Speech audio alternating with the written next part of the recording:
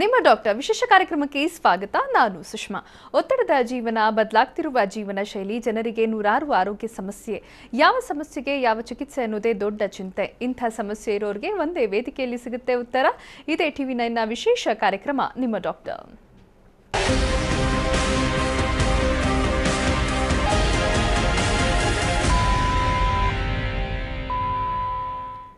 ತಾಯ್ತನದ ಸೌಭಾಗ್ಯವನ್ನ ಪಡೆಯುವುದು ಈ ಕಾಲದಲ್ಲಿ ತುಸು ಕಷ್ಟವೇ. ಆಧುನಿಕ ಜೀವನ ಶೈಲಿಯಿಂದ ಅನೇಕ ರೋಗಗಳಿಗೆ ತುತ್ತಾಗ್ತಿರುವ ಮಹಿಳೆಯರು ಮಕ್ಕಳನ್ನ ಪಡೆಯುವ ಅವಕಾಶದಿಂದ ವಂಚಿತರಾಗ್ತಿದ್ದಾರೆ. ಇದಕ್ಕೆ ಕಾರಣಗಳು ಹಲವಾರಿದೆ. ಇದರ ಜೊತೆಗೆ ಫೈಬ್ರಾಯ್ಡ್ ಹಾಗೂ PCOD ಸಮಸ್ಯೆ ಬಹಳಷ್ಟು ಮಂದಿಗೆ ಕಾಡ್ತಿದೆ. ಇದರಿಂದ ತಾಯಿಯಾಗುವ ಅವಕಾಶದಿಂದ ವಂಚಿತರಾಗುವ ಸಾಧ್ಯತೆ ಇರುತ್ತೆ. ಅದೇ ರೀತಿ ಮುಟ್ಟಿನ ಸಮಸ್ಯೆ, ಮದ್ಯಪಾನ ಮತ್ತು ಧೂಮಪಾನ ಕೂಡ ಬಂಜೆತನಕ್ಕೆ ಕಾರಣವಾಗ್ತಾ ಇದೆ. ಆದರೆ ಚಿಂತೆ ಪಡುವ ಅಗತ್ಯ ಇಲ್ಲ. ಪ್ರತಿಯೊಂದು ಸಮಸ್ಯೆಗೂ ಪರಿಹಾರ ಇದ್ದಂತೆ ಬಂಜೆತನ ಸಮಸ್ಯೆಗೂ ಹೋಮಿಯೋಪತಿಯಲ್ಲಿ ಪರಿಣಾಮಕಾರಿ ಚಿಕಿತ್ಸೆ ಇದೆ. ಹೋಮಿಯೋಪತಿಯಲ್ಲಿ ಬಂಜೆತನ ನಿವಾರಣೆಗೆ ಇರುವ ಚಿಕಿತ್ಸೆಗಳು ಏನು ಅನ್ನೋದನ್ನ ತಿಳಿಯೋಣ ಇವತ್ತಿನ ನಿಮ್ಮ ಡಾಕ್ಟರ್ ವಿಶೇಷ ಕಾರ್ಯಕ್ರಮದಲ್ಲಿ. ಇದೆಲ್ಲದರ ಬಗ್ಗೆ ಹೆಚ್ಚಿನ ಮಾಹಿತಿ ಕೊಡೋಕೆ ನಮ್ಮ ಜೊತೆ ಇದ್ದಾರೆ ಹೋಮಿಯೋ ಕೇರ್ ಇಂಟರ್ನ್ಯಾಷನಲ್ ವೈದ್ಯರಾದಂತಹ ಡಾಕ್ಟರ್ ಲೀನಾ ಅವರು. Doctor, welcome to the show. Thank you. ಏನು ವೀಕ್ಷಕರೇ, ನೀವು ಕೂಡ ಕಾರ್ಯಕ್ರಮಕ್ಕೆ ಕರೆ ಮಾಡಬಹುದು. ನಿಮ್ಮ ಸಮಸ್ಯೆ ಬಗ್ಗೆ ಡಾಕ್ಟರ್ ಹತ್ರ ಪರಿಹಾರ ಕೇಳಬಹುದು. ಡಾಕ್ಟರ್, ಮೊದಲಿಗೆ ಈ PCOD ಅಂದ್ರೆ ಏನು, ಏನಾಗುತ್ತೆ ಒಬ್ಬ ಮಹಿಳೆಯ ದೇಹದಲ್ಲಿ PCOD ಸಮಸ್ಯೆ ಇದ್ರೆ ಅಂತ? PCOD ಅಂತಂತಂದರೆ ಪಾಲಿಸಿಸ್ಟಿಕ್ ಓವೇರಿಯನ್ ಡಿಸೀಸ್ ಅಂತ ಹೇಳ್ತೀವಿ. ಇದು ಸಾಮಾನ್ಯವಾಗಿ ಒಂದು ಲೇಡಿಯಲ್ಲಿ ರೀಪ್ರೊಡಕ್ಟಿವ್ ಏಜ್ನಲ್ಲಿ ಕಂಡುಬರುವಂತಹ ಕಾಯಿಲೆ ಅಂತ ಹೇಳ್ಬೋದು. ಸೊ ಇತ್ತೀಚಿನ ದಿನಗಳಲ್ಲಿ PCOD ಸಮಸ್ಯೆ ತುಂಬ ಕಾಮನ್ ಆಗಿ ಈವನ್ ಟೀನೇಜ್ ಗ್ರೂಪ್ನಲ್ಲೂ ಕೂಡ ಕಂಡು ಬರ್ತಾ ಇದೆ ಅಂತ ಹೇಳ್ಬೋದು. ಸೊ ಏನಾಗುತ್ತೆ ಈ PCOD ಸಮಸ್ಯೆಯಲ್ಲಿ ಅಂತಂದರೆ, ಆ್ಯಸ್ ದ ನೇಮ್ ಸಜೆಸ್ಟ್ಸ್, ಪಾಲಿ ಅಂತಂದರೆ ಮೆನಿ, ಸಿಸ್ಟ್ಸ್ ಅಂತಂದರೆ ಗರ್ಭಕೋಶದಲ್ಲಿ ಕಂಡುಬರುವಂತಹ ನೀರ್ಗುಳ್ಳೆಗಳು. ಸೊ ಗರ್ಭಕೋಶದಲ್ಲಿ ಸಣ್ಣ ಸಣ್ಣ ನೀರ್ಗುಳ್ಳೆಗಳು ಫಾರ್ಮ್ ಆಗುವಂತಹ ಒಂದು ಕಾಯಿಲೆಗೆ ಪಾಲಿಸಿಸ್ಟಿಕ್ ಓವೇರಿಯನ್ ಡಿಸೀಸ್ ಅಂತ ಹೇಳ್ತೀವಿ. ಇದು ಯೂಶುವಲ್ ಆಗಿ ಹಾರ್ಮೋನಲ್ ಇಂಬ್ಯಾಲೆನ್ಸಿಂದ ಆಗುವಂತಹ ಒಂದು ತೊಂದರೆ. ಸೊ ಅತಿಯಾದ ಸ್ಟ್ರೆಸ್ಫುಲ್ ಲೈಫ್ ಸ್ಟೈಲ್ ಲೀಡ್ ಮಾಡೋದ್ರಿಂದ, ಮತ್ತು ಹೊರಗಡೆ ತುಂಬಾ ಜಂಕ್ ಫುಡ್ ತಿನ್ನೋದ್ರಿಂದ, ಮತ್ತು ವ್ಯಾಯಾಮ ರಹಿತ ಜೀವನ ಶೈಲಿಯಿಂದನೂ ಕೂಡ PCOD ಸಮಸ್ಯೆ ಕಾಣಿಸ್ಕೊಳ್ಳುತ್ತೆ. ಸೊ PCOD ಹೆಚ್ಚಾಗಿ ಯಾವ ಒಂದು ಸಿಂಪ್ಟಮ್ಸ್ನ ತೋರಿಸುತ್ತೆ ಮಹಿಳೆಯರಲ್ಲಿ ಅಂತಂದರೆ, ಯೂಶುವಲ್ ಆಗಿ ಪೀರಿಯಡ್ಸ್ ಇರ್ರೆಗ್ಯುಲರ್ ಆಗ್ತಾ ಹೋಗುತ್ತೆ. ರೆಗ್ಯುಲರ್ ಆಗಿದ್ದಂಥ ಪೀರಿಯಡ್ಸು 30 ಡೇಸ್ಗೆ ಬರುವಂತಹ ಸೈಕಲ್ಸು ಕೆಲವೊಮ್ಮೆ ತಿಂಗಳಾನ್ಗಟ್ಟಲೆ ಆದರೂ ಕೂಡ ಸೈಕಲ್ಸ್ ಬರದೇ ಇರೋವಂಥದ್ದು ಕೂಡ ಸಿವಿಯರ್ ಕೇಸಸ್ ಆಫ್ PCODಲಿ ಕೂಡ ನಾವು ನೋಡ್ತಾ ಬರ್ತೀವಿ. So irregular menses is one of the common symptom or main symptom of PCOD ಅಂತ ಹೇಳ್ಬೋದು. ಇದ್ರ ಜೊತೆಗೆ ಹೇರ್ ಫಾಲ್. ಸೊ ಏನಾಗುತ್ತೆ, ಯೂಶುವಲ್ ಆಗಿ ಲೇಡೀಸ್ಗೆ every day 10 to 12 strands of hair fall ಆಗೋದು ಕಾಮನ್. ಬಟ್ ಈ PCOD ಸಮಸ್ಯೆಯಿಂದ ಸಫರ್ ಆಗ್ತಾ ಇರೋರಲ್ಲಿ ಹೆಚ್ಚಾಗಿ ಹೇರ್ ಫಾಲ್ ಆಗ್ತಾ ಹೋಗುತ್ತೆ. ಸೊ ನೀವು ನೋಡ್ತಾ ಇದ್ದಂಗೆ ಕೂಮ್ ಮಾಡುವಾಗ, ತಲೆಗೆ ಸ್ನಾನ ಮಾಡ್ಕೊಂಡಾಗಲೆಲ್ಲೂ ಕೂಡ ತುಂಬಾ ಹೇರ್ ಫಾಲ್ ಆಗುವಂಥದ್ದು. ಇದ್ರ ಜೊತೆಗೆ ಆ್ಯಕ್ನೆ ಅಥವಾ ಪಿಂಪಲ್ಸ್ ಕಾಣಿಸ್ಕೊಳ್ಳುತ್ತೆ. ಮುಖದ ಮೇಲೆ ಮೊಡವೆಗಳು, ಮುಖದ ಮೇಲೆ ಅಷ್ಟೇ ಅಲ್ಲದೇ ಚೆಸ್ಟ್ ಮೇಲೆ ಮತ್ತು ಬೆನ್ನಿನ ಭಾಗದಲ್ಲಿ ಮತ್ತು ಶೋಲ್ಡರ್ಸ್ ಮೇಲೂ ಕೂಡ ಮೊಡವೆಗಳು ಕಾಣಿಸ್ಕೊಳ್ಳೋದು. ಮತ್ತು ಪಿಗ್ಮೆಂಟೇಷನ್ಸ್ ಆಗ್ತಾ ಹೋಗುತ್ತೆ. ಫೇಸ್ನಲ್ಲಿ ಈವನ್ ಪಿಗ್ಮೆಂಟೇಷನ್ ಇರೋದಿಲ್ಲ. ಅನ್ಈವನ್ ಆಗಿ brownish or blackish discoloration on the cheeks and on the neck, ಅಥವಾ ಎಲ್ಲೆಲ್ಲಿ ಫೋಲ್ಡ್ಸ್ ಇರುತ್ತೋ ಅಲ್ಲೆಲ್ಲ ತುಂಬಾ ಡಾರ್ಕ್ ಡಿಸ್ಕಲರೇಷನ್ ಆಗುವಂಥದ್ದು ಕಾಣಿಸ್ಕೊಳ್ಳುತ್ತೆ. ಮತ್ತು ಚರ್ಮ ಡ್ರೈ ಆಗ್ತಾ ಹೋಗುತ್ತೆ, ಡ್ರೈ ಸ್ಕಿನ್ ಅಂತ ಹೇಳ್ಬೋದು. ಇದ್ರ ಜೊತೆಗೆ ಮೂಡ್ ಸ್ವಿಂಗ್ಸ್. ಸೊ ಮೆಂಟಲಿ ಒಬ್ಬ ವ್ಯಕ್ತಿಗೆ ತುಂಬಾ ಮೂಡ್ ಸ್ವಿಂಗ್ಸ್ ಆಗ್ತಾ ಇರುತ್ತೆ PCOD ಸಮಸ್ಯೆ ಇದ್ದಾಗ. ಸೊ ತುಂಬ ಬೇಗ ಟೆಂಪರ್ ಲೂಸ್ ಮಾಡ್ಕೊಳ್ಳುವಂಥದ್ದು, ತುಂಬ ಬೇಗ ಕೋಪಕ್ಕೊಳಗಾಗುವಂಥದ್ದು, ತುಂಬ ಬೇಗನೆ ರಿಯಾಕ್ಟ್ ಮಾಡುವಂಥದ್ದು, ಈ ಎಲ್ಲ ಸಿಂಪ್ಟಮ್ಸು PCOD ಸಂದರ್ಭದಲ್ಲಿ, PCOD ಕಾಯಿಲೆಯಲ್ಲಿ ಕಂಡುಬರುವಂತಹ ಸಿಂಪ್ಟಮ್ಸ್ ಅಂತ ಹೇಳ್ಬೋದು. But it is not necessary. ಎಲ್ಲ ಪೇಷಂಟ್ಸ್ಗೂ ನಾನು ಹೇಳಿದಂಥ ಎಲ್ಲ ಸಿಂಪ್ಟಮ್ಸು ಕಂಡು ಬರೋದಿಲ್ಲ. ಸೊ ಕೆಲವು ಪೇಷಂಟ್ಸ್ಗೆ ನಾನು ಹೇಳಿರೋ ಸಿಂಪ್ಟಮ್ಸ್ನಲ್ಲಿ 2-3 ಸಿಂಪ್ಟಮ್ಸ್ ಕಾಣಿಸ್ಕೊಳ್ಳುತ್ತೆ. ಇನ್ನು ಕೆಲವರಲ್ಲಿ ಏನೂ ಸಿಂಪ್ಟಮ್ಸ್ ಕಾಣಿಸ್ಕೊಳ್ಳೋದಿಲ್ಲ. ಬಟ್ ಸ್ಕ್ಯಾನಿಂಗ್ನಲ್ಲಿ PCOD ಅನ್ನೋದು ಗೊತ್ತಾಗುತ್ತೆ. ಸೊ ಇಂಥವನ್ನ ನಾವು ಎಸಿಂಪ್ಟಮ್ಯಾಟಿಕ್ ಪೇಷಂಟ್ಸ್ ಅಂತ ಕೂಡ ಕರಿತೀವಿ. ಓಕೆ, ಒಬ್ರು ಕಾಲರ್ ರೆಡಿ ಇದ್ದಾರೆ. ಮಂಜುಳಾ ಅಂತ ಬೆಂಗಳೂರಿಂದ ಕರೆ ಮಾಡಿದ್ದಾರೆ. ನಮಸ್ತೆ ಮಂಜುಳಾ ಅವರೇ. ಮಂಜುಳಾ ಅವರೇ, ನನ್ನ ಧ್ವನಿ ಕೇಳ್ತಾ ಇದೆಯಾ? ಓಕೆ, ಡಾಕ್ಟರ್ ಇದ್ದಾರೆ. ನಿಮ್ಮ ಸಮಸ್ಯೆ ಏನಿದೆ ಮಾತಾಡಿ. ಹಲೋ ಹಲೋ ಮೇಡಮ್, ನಮಸ್ಕಾರ. ನಮಸ್ತೆ. ನಮಸ್ತೆ ಅಮ್ಮ, ಹೇಳಿ ಮೇಡಮ್. ನಾವು ನಮ್ಮ ಫ್ರೆಂಡ್ ಅವರು ಸ್ವಲ್ಪ ಏಜ್ ಅಟೆಂಡ್ ಮಾಡಿಲ್ಲ. ಓಕೆ. 24 ಏಜ್ ಆಗ್ತಾ ಇದೆ ಅವ್ರಿಗೆ. ಅಂದರೆ ಅವ್ರಿನ್ನೂ ಮೆಚ್ಯೂರ್ ಆಗಿಲ್ವಾ? ಹೌದು madam. Okay, fine. So scanning ಮಾಡಿಸಿದಾರಮ್ಮ ಅವ್ರಿಗೆ? ಸ್ಕ್ಯಾನಿಂಗ್ ಮಾಡಿಸಿದ್ದಕ್ಕೆ ಅದು ಗರ್ಭಕೋಶ ಬಂದು ಕಾಣಿಸ್ತಿಲ್ಲ ಅಂತ ಹೇಳಿ. ಏನಾಗುತ್ತೆ, ಇದನ್ನು ನಾವು ಮೆಡಿಕಲ್ ಟರ್ಮ್ನಲ್ಲಿ ಇನ್ಫೆಂಟೈಲ್ ಯೂಟ್ರಸ್ ಅಂತ ಹೇಳ್ತೀವಿ. ಇನ್ಫೆಂಟೈಲ್ ಯೂಟ್ರಸ್ ಅಂದರೆ ಇನ್ಫೆಂಟ್ ಅಂತಂದರೆ ಒಂದು ಸಣ್ಣ ಮಗು. ಇನ್ಫೆಂಟೈಲ್ ಯೂಟ್ರಸ್ ಅಂತಂದರೆ ಒಂದು ಸಣ್ಣ ಮಗುವಿನಲ್ಲಿ ಗರ್ಭಕೋಶ ಯಾವ ಗಾತ್ರದಲ್ಲಿ ಇರುತ್ತೋ ಈ ಮಹಿಳೆಗೆ 24 ವರ್ಷ ಆದರೂ ಕೂಡ ಅದೇ ಗಾತ್ರದಲ್ಲಿರುತ್ತೆ. ಸೊ ಹಾಗಾಗಿ ಸ್ಕ್ಯಾನಿಂಗ್ನಲ್ಲಿ ಅದು ಕಾಣಿಸ್ಕೊಂಡಿರಲ್ಲ ಅಥವಾ ಬಹಳ ಸಣ್ಣದಾಗಿ ಕಾಣಿಸ್ಕೊಂಡಿರುತ್ತೆ. ಸೊ ಯಾವಾಗ ಗರ್ಭಕೋಶ ತುಂಬ ಚಿಕ್ಕದಾಗಿದೆ, ಅದು ಏಜ್ಗೆ ತಕ್ಕ ಹಾಗೆ ಬೆಳೀತಾ ಇಲ್ಲ ಅಂತಂದರೆ ಸೆಕೆಂಡರಿ ಸೆಕ್ಷುವಲ್ ಕ್ಯಾರೆಕ್ಟರ್ಸ್ ಡೆವಲಪ್ಮೆಂಟ್ ಕೂಡ ಅದು ಕಡಿಮೆ ಆಗ್ತಾ ಹೋಗುತ್ತೆ. ಅಂದರೆ ಯೂಶುವಲ್ ಆಗಿ ಲೇಡೀಸ್ಗೆ ಬ್ರೆಸ್ಟ್ ಡೆವಲಪ್ಮೆಂಟ್ ಆಗಿರ್ಬೋದು ಡ್ಯೂರಿಂಗ್ ಪ್ಯೂಬರ್ಟಿ, ಮೆಚ್ಯೂರ್ ಆಗೋ ಟೈಮ್ನಲ್ಲಿ, ಮತ್ತು ಪ್ಯೂಬಿಕ್ ಹೇರ್, ಆಕ್ಸಿಲರಿ ಹೇರ್ ಆಗಿರ್ಬೋದು, ಮತ್ತು ಈ ಸೆಕೆಂಡರಿ ಸೆಕ್ಷುವಲ್ ಕ್ಯಾರೆಕ್ಟರ್ಸ್ ಡೆವಲಪ್ಮೆಂಟ್ ಕೂಡ ಕುಂಠಿತ ಅಥವಾ ಆಗದೇ ಇರ್ಬೋದು. ಸೊ ಇದೂ ಕೂಡ ಒಂದು ಹಾರ್ಮೋನಲ್ ಇಂಬ್ಯಾಲೆನ್ಸ್ನ ಒಂದು ಲಕ್ಷಣ ಅಂತ ಹೇಳ್ಬೋದು. ಸೊ ಹೋಮಿಯೋಪತಿಯಲ್ಲಿ ಮೆಡಿಸಿನ್ಸ್ ಕೊಟ್ಟು ಇನ್ಫಂಟೈಲ್ ಯೂಟ್ರಸ್ನ ತಕ್ಕ ಮಟ್ಟಿಗೆ ಸ್ವಲ್ಪ ಜಾಸ್ತಿ ಮಾಡಿ, ಬೆಳವಣಿಗೆ ಜಾಸ್ತಿ ಮಾಡಿ, ಅವರಿಗೆ ಋತುಚಕ್ರ ಬರೋ ಹಾಗೆ ಮೆಡಿಸಿನ್ಸ್ ಲಭ್ಯವಿದೆ. ನಿಮ್ಮ ಹತ್ತಿರದ ಹೋಮಿಯೋ ಕೇರ್ ಇಂಟರ್ನ್ಯಾಷನಲ್ ಬ್ರಾಂಚ್ಗೆ ಕನ್ಸಲ್ಟ್ ಮಾಡಿಸಿಮ್ಮ. ಥ್ಯಾಂಕ್ ಯು ಮಂಜುಳಾ ಅವರೇ ಕರೆ ಮಾಡಿದ್ದಕ್ಕೆ. ಈಗ ಚೈತನ್ಯ ಅಂತ ಬೆಂಗಳೂರಿಂದ ಕರೆ ಮಾಡಿದ್ದಾರೆ. ನಮಸ್ತೆ ಚೈತನ್ಯ ಅವರೇ. ಚೈತನ್ಯ ಅಂತ. ನಮಗೆ ಮದುವೆ 3 ವರ್ಷ ಆಗಿದೆ ಮೇಡಮ್. ಮಕ್ಕಳಿಗೋಸ್ಕರ ಟ್ರೈ ಮಾಡ್ತಿದ್ವಿ, ಇರಲಿಲ್ಲ. ಸೊ ಡಾಕ್ಟರ್ ತೋರಿಸಿದ್ದಕ್ಕೆ PCOS ಇದೆ ಅಂತ ಹೇಳಿದಾರಾ? ಓಕೆ. ನಿಮ್ಮ ವಯಸ್ಸು ಎಷ್ಟಮ್ಮ? 24. ಓಕೆ. ಮದುವೆ ಆಗಿ ಎಷ್ಟು ವರ್ಷ ಆಗಿದೆ? 3 ವರ್ಷ ಆಗಿದೆ. ಇದುವರೆಗೂ ಒಂದ್ಸಾರಿ ಕೂಡ ಕನ್ಸೀವ್ ಆಗಿಲ್ವಾ?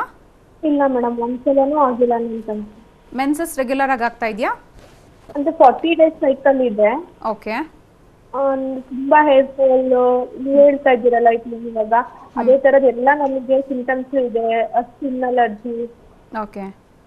ಸೊ ಈವನ್ ಸ್ಕ್ಯಾನಿಂಗ್ನಲ್ಲೂ ಕೂಡ ನಿಮಗೆ PCOS ಇರೋದು ಕನ್ಫರ್ಮ್ ಆಗಿದೆ. So you are suffering from polycystic ovarian syndrome.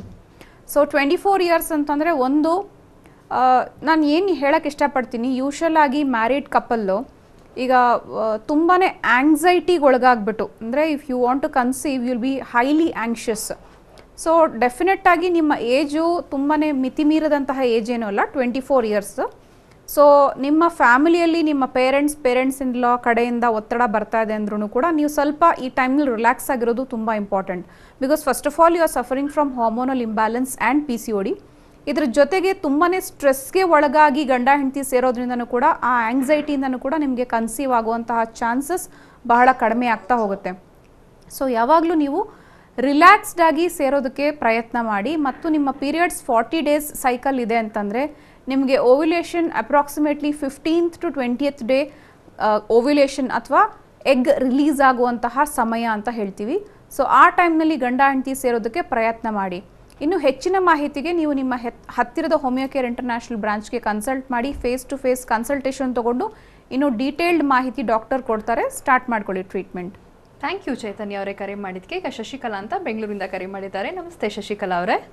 ನಮಸ್ತೆ ಮೇಡಮ್. ಓಕೆ, ಡಾಕ್ಟರ್ ಇದ್ದಾರೆ, ನಿಮ್ಮ ಸಮಸ್ಯೆ ಏನಿದೆ ಮಾತಾಡಿ. Hello madam. ನಮಸ್ತೆ. ನಮಸ್ತೆ ಮೇಡಮ್. ನಮ್ಮ ತಮ್ಮ ಮಿಸ್ಸಸ್ಗೆ ಮೇಡಮ್ 2 ಇಯರ್ಸ್ ಆಯ್ತು ಮದ್ವೆ ಆಗಿ. ಓಕೆ.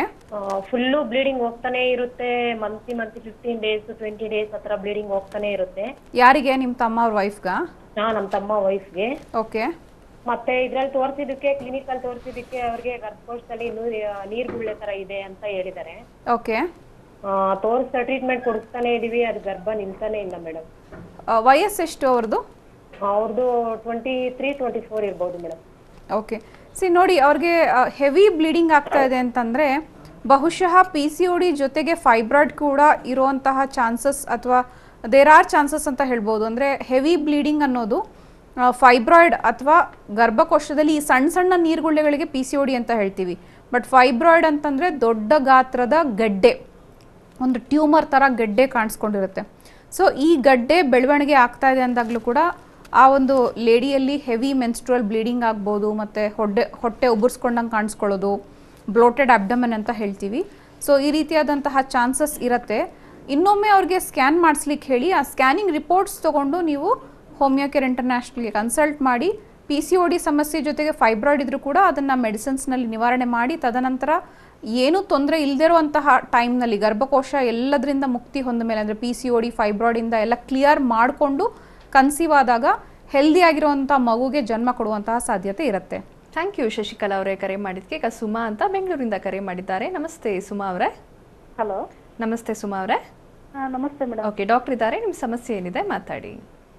ಮೇಡಮ್, ನನ್ನ ಮಗಳು ರೆಗ್ಯುಲರ್ಗೆ ಪೀರಿಯಡ್ಸ್ ಆಗಲ್ಲ ಮೇಡಮ್. ಅವಳು ವಯಸ್ಸೆಷ್ಟು ನಿಮ್ಮ ಮಗಳದು? 16 ವರ್ಷ ಮೇಡಮ್. ಓಕೆ, ಮೆಚ್ಯೂರ್ ಆಗಿ ಎಷ್ಟು ವರ್ಷ ಆಗಿದೆ ಅಮ್ಮ ಅವ್ರಿಗೆ? 3 ವರ್ಷ ಆಗಿದೆ ಮೇಡಮ್. ಸೊ ಮೆಚ್ಯೂರ್ ಆದಾಗ್ಲಿಂದನೂ ಇದೇ ಥರ ಇರ್ರೆಗ್ಯುಲರಾ ಅಥವಾ ಇತ್ತೀಚೆಗಷ್ಟೇ ಇರ್ರೆಗ್ಯುಲರ್ ಆಗ್ತಾ ಇದೆಯಾ? ಇಲ್ಲ, 1 ವರ್ಷ ಕರೆಕ್ಟಾಗಿ ಆದ್ಲು. ಆಮೇಲೆ 3 ತಿಂಗಳು 4 ತಿಂಗಳು ಆಗದೇ ಇಲ್ಲ. ಓಕೆ, ಸೊ ಸ್ಕ್ಯಾನಿಂಗ್ ಮಾಡಿಸಿದ್ದೀರಮ್ಮ ಅವ್ರಿಗೆ? ಮಾಡ್ತಿದ್ದೆ ಮೇಡಮ್. ಅದೇನೋ ಸಣ್ಣ ನೀರ್ಗುಳ್ಳೆ ಐತೆ ಗರ್ಭಕೋಶದಲ್ಲಿ ಅಂತ ಹೇಳಿದ್ರು.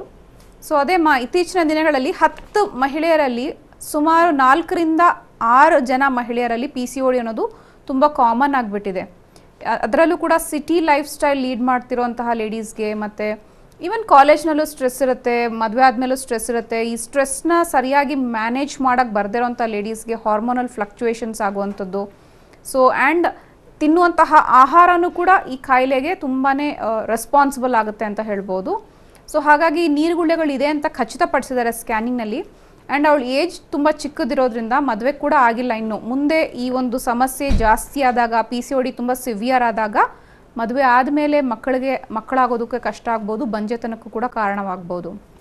ಸೊ ಅವ್ರಿಗೆ ಈಗಲೇ ಟ್ರೀಟ್ಮೆಂಟ್ ಸ್ಟಾರ್ಟ್ ಮಾಡಿಸಿ PCODಗೆ ಹೋಮಿಯೋಪತಿಯಲ್ಲಿ ಸೂಕ್ತವಾದ ಚಿಕಿತ್ಸೆ ಇದೆ ಅಂತ ಹೇಳ್ಬೋದು.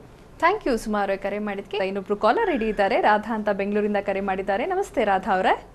ನಮಸ್ತೆ ಮೇಡಮ್. ಓಕೆ, ಡಾಕ್ಟರ್ ಇದ್ದಾರೆ, ನಿಮ್ಮ ಸಮಸ್ಯೆ ಏನಿದೆ ಮಾತಾಡಿ. Okay madam.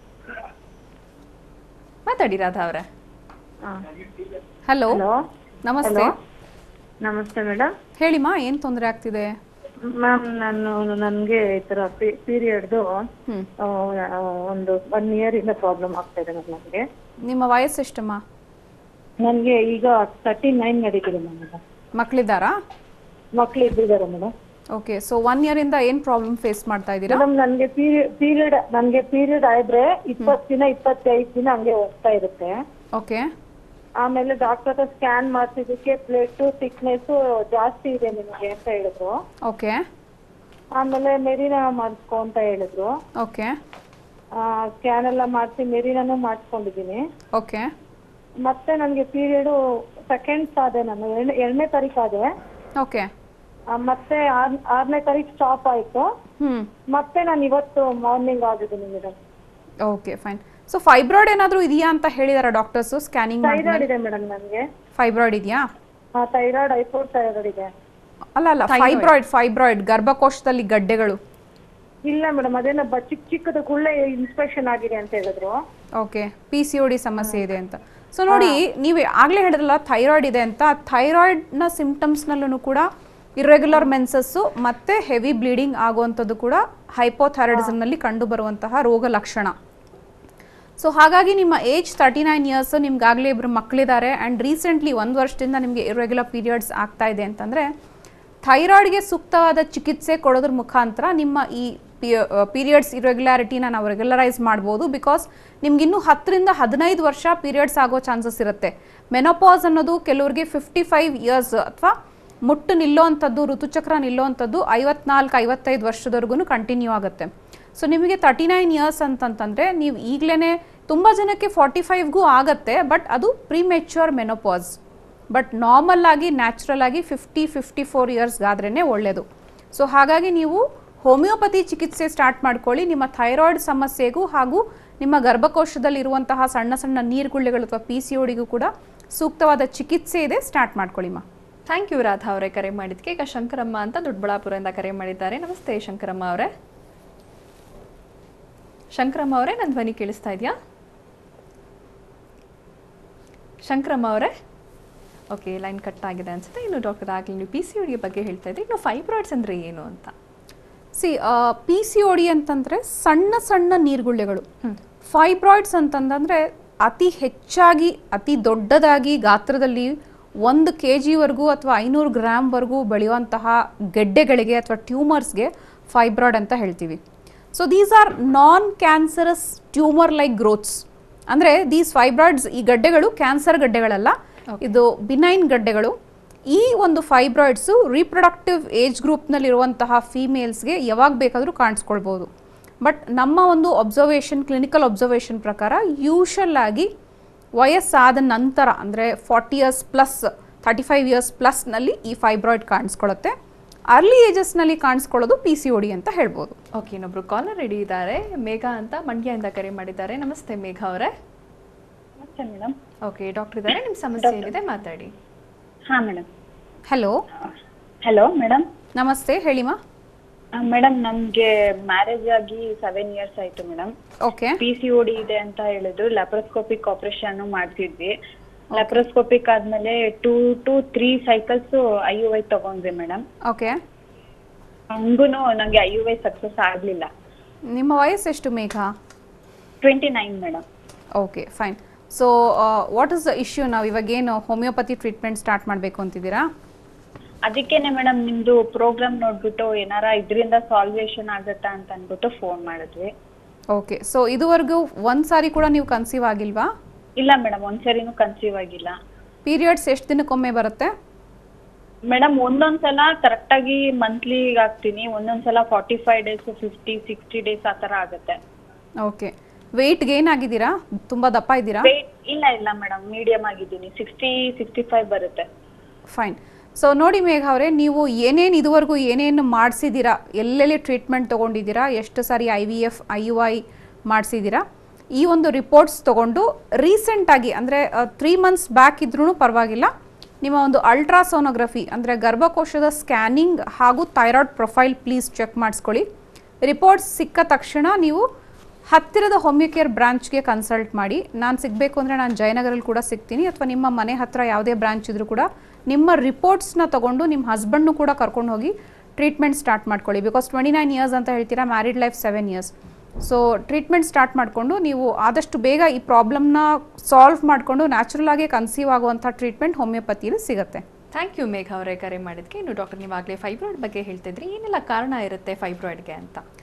ಆ್ಯಕ್ಚುಲಿ ಫೈಬ್ರಾಯ್ಡ್ಗೆ ಬೇರೆ ಸಿಸ್ಟಮ್ ಆಫ್ ಮೆಡಿಸಿನಲ್ಲಿ ಏನು ಕಾರಣಗಳನ್ನ ಸಂಶೋಧನೆ ಇನ್ನೂ ಮಾಡಿಲ್ಲ. ಹೇಗೆ ಬರುತ್ತೆ, ಯಾಕೆ ಬರುತ್ತೆ ಅಂತ ಕೂಡ ಗೊತ್ತಿಲ್ಲ ಅಂತ ಹೇಳ್ತಾರೆ. ಬಟ್ ಹೋಮಿಯೋಪತಿಯಲ್ಲಿ ನಾವು ಒಂದು ಕೇಸ್ನ ತಗೊಂಡಾಗ, ಒಂದು ಪೇಷಂಟ್ಗೆ ಫೈಬ್ರಾಯ್ಡ್ ಇದೆ ಅಂತ ತಗೊಂಡಾಗ ನಾವು ಕೇಸ್ ಹಿಸ್ಟ್ರಿ ತುಂಬ ಡೀಟೇಲ್ಡಾಗಿ ತೊಗೊಳ್ತೀವಿ. ಅಂದರೆ ಪೇಷಂಟ್ದು family history, past history, personal history ಅಂತ ಹೇಳಿ. ಸೊ ಯೂಶಲ್ ಆಗಿ ಈ ಒಂದು ಒಬೇಸಿಟಿ, ಫೈಬ್ರಾಯ್ಡ್ಸ್ ಇವೆಲ್ಲವೂ ಕೂಡ ಫ್ಯಾಮಿಲಿಯಲ್ಲೂ ಕೂಡ ರನ್ ಆಗುತ್ತೆ. So it can be genetic ಅಂತಲೂ ಕೂಡ ಹೇಳ್ಬೋದು. ಇದರ ಜೊತೆಗೆ ಈ ಟ್ಯೂಮರ್ಸ್ ಅಥವಾ extra growths, these are all extra growths. ಅಂದರೆ ನಿಮ್ಮ ಸ್ಕಿನ್ ಮೇಲೆ ಬರುವಂತಹ ಒಂದು ವಾರ್ಟ್ ಆಗಿರ್ಬೋದು, ಗರ್ಭಕೋಶದ ಒಳಗಡೆ ಬರುವಂತಹ ಒಂದು ಟ್ಯೂಮರ್ ಆಗಿರ್ಬೋದು, ಅಥವಾ ಸ್ಕಿನ್ ಹೊರಗಡೆ ಎಲ್ಲಿ ಬೇಕಾದರೂ ಒಂದು ಎಕ್ಸ್ಟ್ರಾ ಗ್ರೋತ್ ಕಾಣಿಸ್ಕೊಂಡಾಗ ಅದನ್ನು ನಾವು ಸಿಫಿಲಿಸ್ ಅಂತ ಹೇಳ್ತೀವಿ, ಅಂದರೆ ಎಕ್ಸ್ಟ್ರಾ ಗ್ರೋತ್ ಟೆಂಡೆನ್ಸಿ. ಸೊ ಈ ಒಂದು ಮಯಾಸಮ್ ಅಥವಾ ಒಂದು ಎಕ್ಸ್ಟ್ರಾ ಗ್ರೋತ್, ಟ್ಯೂಮರ್ ಲೈಕ್ ಗ್ರೋತಿಂದ ಸಫರ್ ಆಗ್ತಿರೋಂಥ ಪೇಷಂಟ್ಸ್ಗೆ ನಾವು ಕಾನ್ಸ್ಟಿಟ್ಯೂಷನಲ್ ಮೆಡಿಸಿನ್ಸ್ ಕೊಡ್ತಾ ಆ ಟ್ಯೂಮರ್ನ ಕರಗಿಸ್ತಾ ಬರ್ತೀವಿ. ಡಿಸಾಲ್ವ್ ಆಗ್ತಾ ಹೋಗುತ್ತೆ, ಕರಗ್ತಾ ಹೋಗುತ್ತೆ. ಸೊ ಈ ಮೆಡಿಸಿನ್ಸ್ ತಗೊಳ್ಳೋದಕ್ಕೆ ಕನಿಷ್ಠ ಪಕ್ಷ 1.5 to 2 ವರ್ಷ ಆದರೂ ಬೇಕು, depending upon the size of the fibroid. So size of the ಫೈಬ್ರಾಯ್ಡ್ನ ನಾವು ಸ್ಕ್ಯಾನಿಂಗ್ ಮುಖಾಂತರ ನೋಡ್ತೀವಿ, ಮೆಷರ್ ಮಾಡ್ತೀವಿ. ಸೊ ತುಂಬ ದೊಡ್ಡದಿದೆ ಅಂತಂದರೆ ಟೈಮ್ ಜಾಸ್ತಿ ಬೇಕಾಗುತ್ತೆ ಅದನ್ನು ಡಿಸಾಲ್ವ್ ಮಾಡೋಕ್ಕೆ. ಚಿಕ್ಕದಿದೆ ಅಂತಂದರೆ ಭಾಳ ಬೇಗ ಡಿಸಾಲ್ವ್ ಆಗಿಬಿಟ್ಟು, ಮಕ್ಕಳು ಇನ್ನೂ ಆಗಿಲ್ಲ ಅಂತಂದರೆ ಡೆಫಿನೆಟಾಗಿ ಈಗ ನೋಡಿ 500 grams ಇದೆ ಒಂದು ಫೈಬ್ರಾಯ್ಡ್ ಅಂತಂದರೆ ಆಲ್ಮೋಸ್ಟ್ 1/2 kg. ಸೊ ಅಲ್ಲಿ ಗರ್ಭಕೋಶದಲ್ಲಿ ಮೆಜಾರಿಟಿ ಆಫ್ ದ ಏರಿಯಾನ ಫೈಬ್ರಾಯ್ಡ್ ಆಕ್ಯುಪೈ ಮಾಡ್ಕೊಂಬಿಟ್ರೆ ಅಲ್ಲಿ ಮಗು ಬೆಳವಣಿಗೆಗೂ ಕೂಡ ಚಾನ್ಸಸ್ ಇರೋದಿಲ್ಲ. ಸೊ ಹಾಗಾಗಿ ಸ್ಕ್ಯಾನಿಂಗ್ ಯೂಶಲಾಗಿ ಯಾಕೆ ಮಾಡ್ತಾರೆ ಅಂದರೆ ಇತ್ತೀಚಿನ ದಿನಗಳಲ್ಲಿ ಫಸ್ಟು ಆ ಒಂದು ಕನ್ಸೀವ್ಡ್ ಪ್ರಾಡಕ್ಟ್, ಆ ಮಗು ಎಲ್ಲಿ ಇಂಪ್ಲಾಂಟ್ ಆಗಿದೆ ಅನ್ನೋದು ನೋಡೋದು ತುಂಬ ಇಂಪಾರ್ಟೆಂಟ್. ಬಾಡಿ ಆಫ್ ದ ಯೂಟ್ರಸ್ನಲ್ಲಿ ಕರೆಕ್ಟಾಗಿ ಇಂಪ್ಲಾಂಟೇಷನ್ ಆಗಬೇಕು. ಅಲ್ಲಿ ಈ ಥರ ಫೈಬ್ರಾಯ್ಡ್ಸು, PCOD ಇದ್ದಾಗ ಅಲ್ಲಿ ಮಗುವಿನ ಬೆಳವಣಿಗೆಗೆ ಸಾಧ್ಯ ಆಗೋದಿಲ್ಲ. ಮತ್ತು ಎಕ್ಟೋಪಿಕ್ ಪ್ರೆಗ್ನೆನ್ಸಿ ಅಂತ ಹೇಳ್ತೀವಿ, ಅಥವಾ ಟ್ಯೂಬಲ್ ಪ್ರೆಗ್ನೆನ್ಸಿ ಅಂತ ಹೇಳ್ತೀವಿ. ಕನ್ಸೀವ್ಡ್ ಪ್ರಾಡಕ್ಟು ಟ್ಯೂಬ್ನಲ್ಲಿ ಇಂಪ್ಲಾಂಟೇಷನ್ ಆಗಿ ಟ್ಯೂಬ್ನಲ್ಲಿ ಬೆಳವಣಿಗೆ ಆಗ್ತಾ ಇದ್ದರೆ that is not the exact site for implantation. So ಆ ಪ್ರೆಗ್ನೆನ್ಸಿನ ಟರ್ಮಿನೇಟ್ ಮಾಡಬೇಕಾಗುತ್ತೆ. ಸೊ ಹಾಗಾಗಿ scanning is a very important measure, size of the fibroid ತಿಳ್ಕೊಳ್ಳೋದಕ್ಕೆ ಮತ್ತು ಇಂಪ್ಲಾಂಟೇಷನ್ ಎಲ್ಲಾಗಿದೆ ಅಂತ ತಿಳ್ಕೊಳ್ಳೋದಕ್ಕೆ. ಅದರ ಪ್ರಕಾರ ಫೈಬ್ರಾಯ್ಡ್ ಮೆಷರ್ಮೆಂಟ್ ನೋಡಿಕೊಂಡು ಅದಕ್ಕೆ ಟ್ರೀಟ್ಮೆಂಟ್ ಕೊಟ್ಟು ಫೈಬ್ರಾಯ್ಡ್ನ ನಿವಾರಣೆ ಮಾಡಿ ಅದಾದ ನಂತರ ನ್ಯಾಚುರಲ್ ಆಗಿ ಕನ್ಸೀವ್ ಆಗೋ ಹಾಗೆ ಹೋಮಿಯೋಪತಿ ಚಿಕಿತ್ಸೆನ ಕೊಡಲಾಗುತ್ತೆ. ಓಕೆ ಡಾಕ್ಟರ್, ಸಾಕಷ್ಟು ಮಾಹಿತಿ ವಿಚಾರಗಳನ್ನು ತಿಳಿಸ್ಕೊಟ್ರಿ PCOD ಹಾಗೂ ಫೈಬ್ರಾಯ್ಡ್ ಬಗ್ಗೆ. Thank you so much. Welcome. ಇನ್ನು ವೀಕ್ಷಕರೇ, ನೀವು ಕೂಡ ಡಾಕ್ಟರನ್ನು ನೇರವಾಗಿ ಭೇಟಿ ಮಾಡಬೇಕು ಅಂದರೆ ಅಡ್ರೆಸ್ಸನ್ನು ನೋಟ್ ಮಾಡ್ಕೊಳ್ಳಿ. ಹೋಮಿಯೋಕೇರ್ ಇಂಟರ್ನ್ಯಾಷನಲ್ ಪ್ರೈವೇಟ್ ಲಿಮಿಟೆಡ್ ಬೆಂಗಳೂರಿನ ಶಾಖೆಗಳು ಜಯನಗರ, ಮಲ್ಲೇಶ್ವರಂ, ಇಂದಿರಾನಗರ, HSR ಲೇಔಟ್. ಇನ್ನು ಇತರೆ ಶಾಖೆಗಳು ಬೆಳಗಾವಿ, ದಾವಣಗೆರೆ, ಹುಬ್ಬಳ್ಳಿ, ಮೈಸೂರು, ಮಂಗಳೂರು, ಕಲಬುರಗಿ, ಬಳ್ಳಾರಿ, ವಿಜಯಪುರ, ಹಾಸನ, ಬೀದರ್, ಶಿವಮೊಗ್ಗ ಹಾಗೂ ತುಮಕೂರು. ಇನ್ನು ದೂರವಾಣಿ ಸಂಖ್ಯೆ 1800108112 ಮತ್ತೊಂದು ಸಂಖ್ಯೆ 9550001133. ಇದು ಇವತ್ತಿನ ನಿಮ್ಮ ಡಾಕ್ಟರ್ ವಿಶೇಷ ಕಾರ್ಯಕ್ರಮ. ನಿರಂತರ ಸುದ್ದಿಗಾಗಿ ನೋಡ್ತಾ ಇರಿ TV9.